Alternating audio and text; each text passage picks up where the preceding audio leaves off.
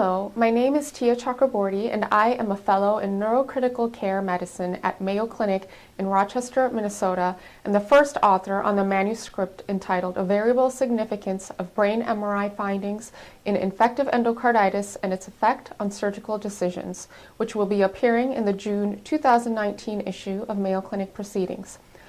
A common question in patients with infective endocarditis is whether or not to obtain neuroimaging in patients who are neurologically asymptomatic and whether imaging findings of stroke or intracerebral hemorrhage preclude valve surgery. This study was pursued by a multidisciplinary team of neurologists, specialists in infectious diseases, and cardiologists to help answer these questions. We ultimately developed an algorithm on how to approach the consideration of valve surgery based on imaging findings.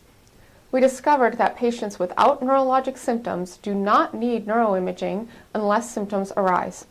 In symptomatic patients, head CT scans may initially be obtained. Based on CT findings, MRI may be considered or vessel imaging if mycotic aneurysm is suspected as a source of hemorrhage. We additionally found that most patients with infective endocarditis who underwent brain MRI had evidence of cerebrovascular complications, either symptomatic or silent.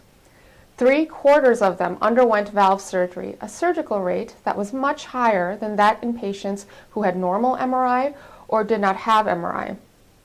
Therefore, the additional value of brain MRI in the management of patients with infective endocarditis remains uncertain.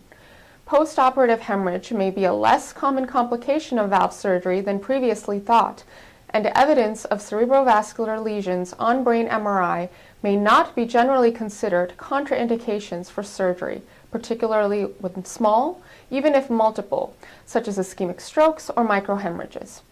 Although the risk of postoperative hemorrhage must always be weighed against the benefit of valve surgery, brain MRI should not be considered indispensable for surgical clearance. I hope you find this article informative and helpful towards your clinical practice. Thank you for your time. We hope you found this presentation from the content of Mayo Clinic Proceedings valuable. Our journal's mission is to promote the best interests of patients by advancing the knowledge and professionalism of the physician community. If you are interested in more information about us, our homepage is www.mayoclinicproceedings.org. There you will find access information for our social media content, such as additional videos on our YouTube channel or journal updates on Facebook. You can also follow us on Twitter. More information about healthcare at Mayo Clinic is available at www.mayoclinic.org. This video content is copyrighted by Mayo Foundation for Medical Education and Research.